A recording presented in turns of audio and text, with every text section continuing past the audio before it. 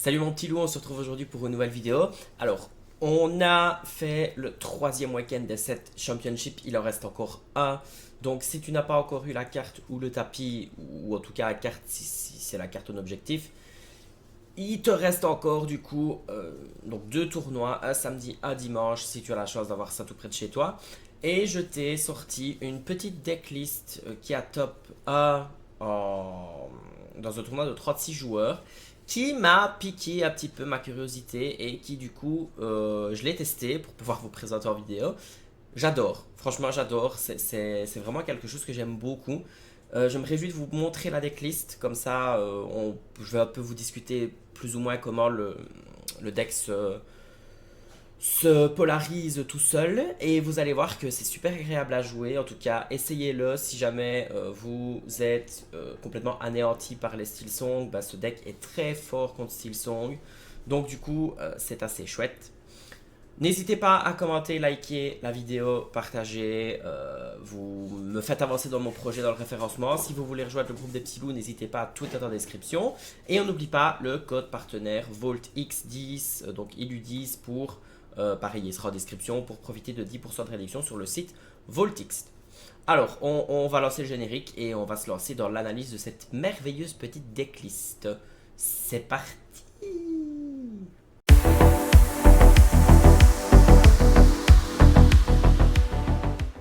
Alors, on se retrouve avec du coup une decklist bleu-gris. Alors, bleu-gris qui, depuis la banlist, a eu quelques petits gros moments de down. Je rappelle, Flavorsham a été banni, Fortisphere a été banni également. Et du coup, ça a un petit peu enterré le deck.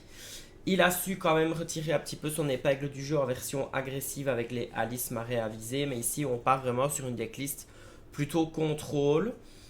Contrôle dans le sens où il y a de la rampe, il y a des grotons, il y a de la gestion à distance, tout ce que j'aime dans un deck. Ça me rappelle un petit peu l'essence du Blurple. Et du coup, ici, on a une decklist contrôle qui est assez efficace puisqu'elle a fait top 1 du coup sur 36 joueurs. C'est pas rien, on salue la performance au cas où si la personne qui joue le deck passe par là. Bravo à toi et merci pour cette decklist parce que du coup je vais la porter à mon dernier tournoi le samedi. Pour savoir, pour la petite histoire, donc moi j'ai fait top 1, donc j'ai gagné le tapis champion avec le Blurple.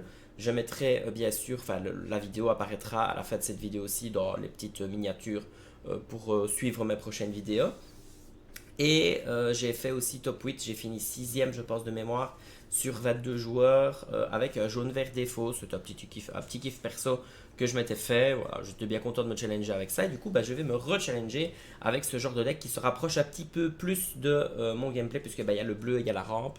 Donc c'est ça qui est chouette. Alors, qu'est-ce qu'on a dans la composition du deck? Nous avons deux Helga Sinclair. Je rappelle, Helga Sinclair a la Challenger plus 3. Donc c'est une 0,4 mais qui, lorsque vous défiez à votre tour, elle gagne 3 d'attaque. Pendant son tour également, elle gagne insaisissable. Alors ce qui est chouette, c'est qu'elle peut aller chercher Diablo, elle peut aller chercher Pégase, elle peut aller chercher le Peter Pan qui se joue dans le rouge mauve. Et elle peut même aller chercher n'importe quel trade. Évidemment, elle n'est pas obligée d'aller chercher quelqu'un qui est insaisissable. Mais voilà, le fait qu'elle est insaisissable à son tour, c'est ça qui est chouette. Alors ensuite, nous avons 4 Monsieur Mouche. Monsieur Mouche qui est quand même le T2 le plus fort du jeu actuellement. Qu'il le restera, je pense, jusqu'à la rotation, sauf s'il est réédité. Mais ça, on verra un petit peu plus tard. Profiter de la fin de ce chapitre 8-ci, pardon, de la fin du chapitre 7, de tout le chapitre 8. Et puis on verra bien ce qui sera réimprimé et on avisera en fonction. 3-3 alors pour 2 à la fin du tour. Quand elle est inclinée, elle perd, enfin elle prend un point de dégâts. Mais ce qui est avantageux, c'est qu'il y a un petit combo à faire avec le petit Big Ben qui est ici, que j'expliquerai quand je serai à Big Ben. Qui du coup protège quand même Monsieur Mouche et qui vous permet de l'orer quand même quelques fois avec. Alors ensuite nous avons Belle Inventrice qui elle pour la jouer gratuitement peut défausser un de ses objets du terrain. Donc on peut plutôt pas défausser parce que défausser c'est de la main. On peut bannir un objet pardon, sur le terrain et on peut jouer gratuitement Belle, ce qui permet aussi d'avoir un combo, une petite synergie avec le Tamatoa qui est ici, qu'on abordera quand je serai arrivé à Tamatoa. Alors ensuite nous avons Mickey. Mickey était une carte qu'on n'a plus vue depuis très longtemps dans la rampe du bleu parce qu'elle a été remplacée par Typo et par extension par Voguer sur la mer Azurite. parce que il y avait une volonté de ramper sur le tour 2 et que du coup au tour 3 on avait un tour 4 sur le terrain. Ici c'est un peu l'inverse. Vous l'aurez compris, le but c'est de faire Glace à l'eau Belle en T1 qui est le meilleur T1 possible. Ensuite nous avons en T2 soit Elga soit Monsieur Mouche et puis après on rampe avec Mickey ou on rampe avec une autre carte qui est plus loin dans la decklist qu'on abordera tout à l'heure également mais qui est ici Fishbone Quill. Et ce qui permet du coup de directement le tour d'après de jouer des tours 5, il y en a 8 dans le deck. Et ensuite directement de passer sur les tours 6, ce que j'aime beaucoup. Puisque ça me rappelle un petit peu la mécanique du Blurple avec jouer des drop 4 et puis après jouer des drop 5. Et ainsi de suite. Alors ensuite nous avons Pat qui est là pour bloquer les actions, pour essayer... Alors l'avantage de Pat c'est que quand vous jouez contre rouge, parce que rouge peut poser problème à ce deck-ci, mais puisque rouge est un peu moins présent dans la méta actuellement, ça vous donne la possibilité quand même de temporiser un petit peu contre rouge grâce à Pat. Parce que Pat, si vous le faites sur le tour des 6 d'encre du coup d'un deck rouge, quand il va ancrer pour passer sur 7 d'encre, il ne pourra pas faire soyez prête parce que vous aurez fait Pat. Donc ça va vous permettre de gagner un tour de l'or, un tour de contrôle, un tour de ce que vous voulez. Mais ça vous permet de garder votre terrain un tour en plus. Alors, ça sert aussi contre les Steelsong et contre les decks chansons de manière générale parce que du coup, vous bloquez les tours clés de certaines chansons. Par exemple, la Ursula 2-3 en vert gris qui pourrait chanter 2 fois perdu dans l'hiver. Ben, vous faites pas de ce tour-là ou alors 2 fois Cruel Diablesse et vous ne défausserez pas votre main. Et contre le Steelsong, ben, si on vous a fait Ariel et qu'on est allé chercher un Zeus ou un ce rêve bleu, vous jouez pas comme ça, vous savez que vous avez un tour de répit. Alors ensuite on passe du coup sur les gros tons drop 5. Alors nous avons 4 bêtes, je rappelle, alter 3 mais si on ne l'utilise pas vraiment pour son alter, elle l'aura pour 2, 3, 5. Au début de son tour, si elle n'a pas de jeton de dommage sur elle, on peut piocher une carte supplémentaire pendant sa phase de pioche. Et par contre, si elle a des dégâts sur elle, on peut lui faire gagner 4 d'attaque.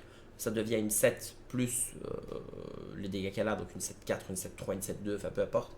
Et elle peut directement aller chercher un trade où vous pouvez l'utiliser pour l'aurer et la personne en face devra de toute façon laisser écraser dessus. Attention quand même à noter que le bonus de 4 d'attaque, ce n'est que actif pendant votre tour, au début du tour si elle a des dégâts. Donc si vous avez la bête 3-5, vous avez pioché 2 cartes parce qu'elle n'avait pas de jeton de dommage, qu'après vous lui faites un dégât, eh ben, elle ne peut pas gagner plus 4 d'attaque parce que cet effet-là, elle ne l'a que au début de votre tour qui s'active. C'est un trigger qui s'active au début de votre tour, qui est obligatoire, je le rappelle. Donc vous êtes obligé de piocher la carte. Donc si jamais vous êtes à la meule, malheureusement vous êtes obligé. C'est pas vous pouvez, c'est vous piocher une carte en plus. Donc voilà, c'est obligatoire. Mais c'est assez sympa pour taper. Mais enfin voilà, la bête est quand même une carte très très forte. Surtout que dans ce deck-ci, il n'y a pas énormément de moteurs de pioche. Il y a des petits moteurs de pioche par-ci par-là. Donc rajouter un petit moteur de pioche, c'est pas négligeable non plus. Alors nous avons 4 Big Ben. Big Ben qui est une arme de destruction massive contre le gris et contre le Steel Song. Donc ce deck est vraiment build pour aller chercher du Steel Song. En tout cas dans mon cas, autour de moi il y en a quand même beaucoup. En tout cas du Steel Song ou du gris. Donc au final Big Ben est quand même utile. Si jamais vous êtes dans une méta où il n'y a pas énormément, une méta boutique où il n'y a pas énormément de Steel Song, ce qui m'étonnerait quand même, vous pouvez diminuer le nombre de Big Ben à 2 ou à 3 et remettre un autre drop 5 qui pourrait être intéressant, comme par exemple un Shienpo ou pourquoi pas, je pense à éventuellement Baymax pour retirer des dégâts et faire du lourd passif, ça peut être sympa. Alors nous avons Ariel, la grosse Ariel qui fait trembler beaucoup de joueurs au niveau du Steel Song, car elle est très très forte étant donné que le rouge est moins joué, elle se prenait Medusa avant, mais du coup vu qu'il n'y a plus trop de Medusa dans les decks, elle ne se prend pas de gestion, donc du coup elle survit et elle a un effet très très fort, c'est une alter 4, mais pareil ici on n'a pas de petite Ariel, on pourrait jouer l'Ariel drop 3, mais au final sur son drop 3 on veut jouer Mickey, Fishbone Quill ou alors Pat, donc on jouera jamais Ariel. Et du coup, elle, à chaque fois qu'on chante une chanson, on peut payer 2 d'encre pour pouvoir infliger 3 dommages à un adversaire.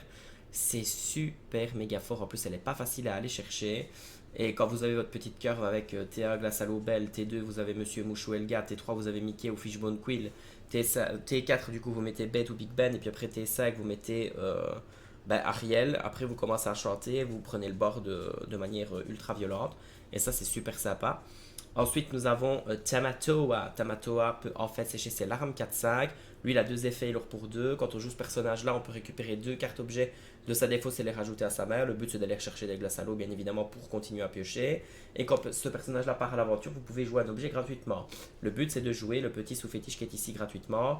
Mais voilà, sinon, vous l'utilisez pour chanter ce rêve bleu, plus avant que le feu des volcans, Lady Go, enfin bref, voilà, vous avez de l'utilité pour cette carte-là.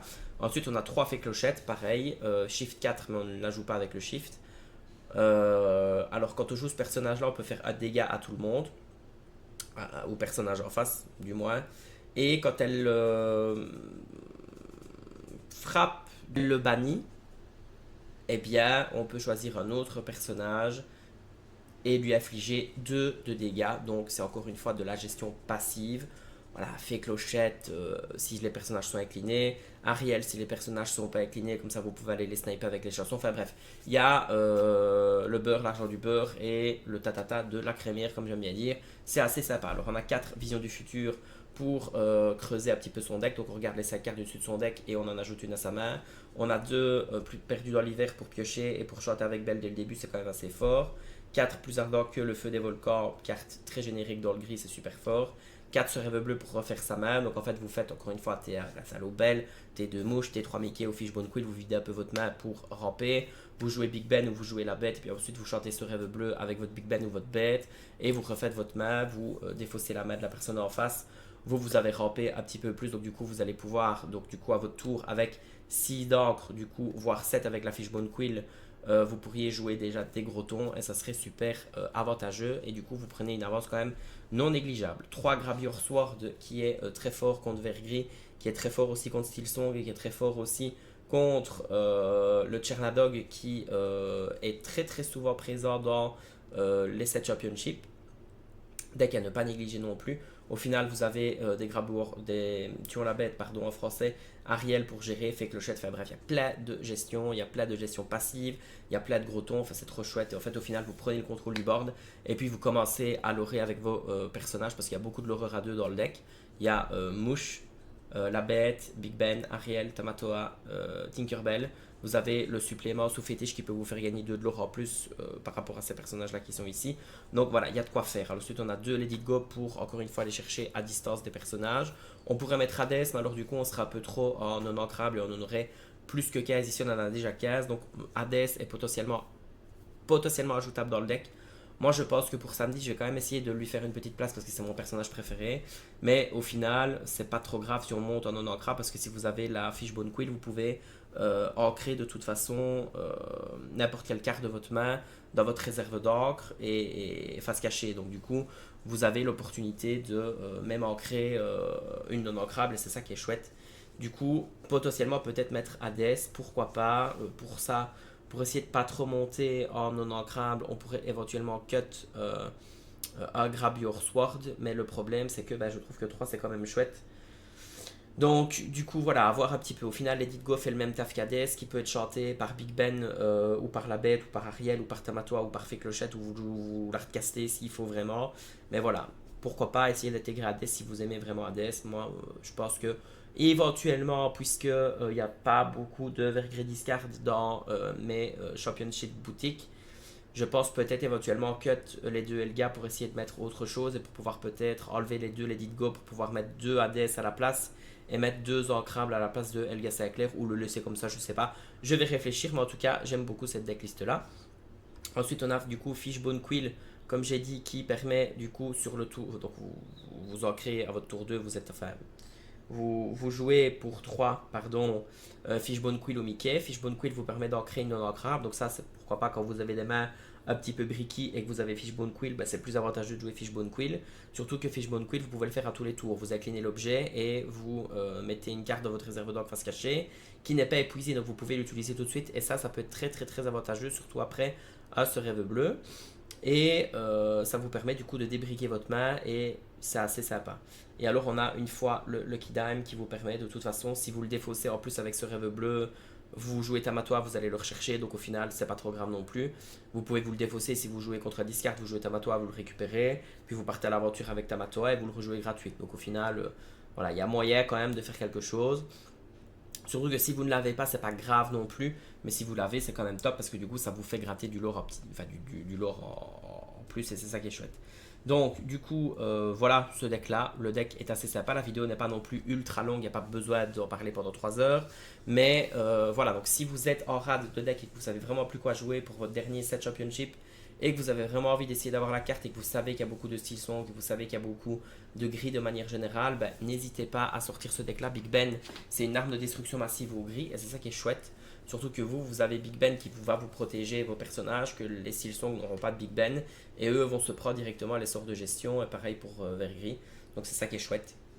Voilà, maintenant, attention quand même à la discard, il faut quand même bien gérer ses ressources, mais j'en suis sûr que vous allez bien entendu y arriver. En tout cas, moi j'aime beaucoup ce deck-là. Laissez-lui une petite chance, de toute façon, il y a moyen de toute façon surprendre avec ce genre de decklist-là, parce que le bleu-gris contrôle n'est plus dans la méta depuis quand même un petit temps. Et là, du coup, ce qui est avantageux, c'est qu'il y a moyen éventuellement de faire quelque chose. D'ailleurs, ça a été prouvé, puisque ça a fait top 1 sur 36 joueurs, et que de toute façon, je suis le premier à dire que quand vous jouez un deck que vous aimez bien, que vous maîtrisez bien, et que vous connaissez vos match-ups, il y a moyen de vous en sortir et d'aller décrocher un top 8 assez, pas facilement, mais voilà, vous comprenez ce que je veux dire. Ici, j'ai fait top 8 avec un jaune vert des fausses que j'avais plus joué depuis la moitié du chapitre 4. J'ai quand même fait top 8 avec. Je connais des gens qui font des top 8 avec des decks complètement aléatoires. Enfin, pas aléatoires, mais des decks qui sont pas forcément dans la méta ou qui sont pas toujours ultra représentés, ultra joués, ultra dominants. Et au final, ils s'en sortent quand même. Donc, j'ai envie de dire, si vous aimez bien jouer bleu-gris et que le bleu-gris contrôle vous manque et que vous avez vraiment envie de lui laisser une chance, faites-le. Moi, j'ai pas un mauvais score du tout sur l'Organito. Et les parties que j'ai testées comme ça en live, j'aime beaucoup ce que le deck propose. Mais comme je vous dis, voilà, je ne sais pas si je vais rester sur cette decklist là tip top, au cas où je ferai un retour en vidéo. Mais je pense que, en tout cas, la base est quand même assez solide et j'aime quand même bien. Mais j'avoue que peut-être ajouter Hades ou Bmax, le Bmax légendaire, ça pourrait être sympathique. Mais on verra bien. Je vais tester un peu cette semaine-là, j'ai jusque samedi. Samedi, c'est mon dernier set championship et je compte bien décrocher un top 8 avec ce deck-là. Ou pas, si je n'ai pas de top 8 avec ce deck-là, bah c'est pas grave. Au moins, je me serai amusé. C'était Stygian. Bisous mon petit loup. Mouah.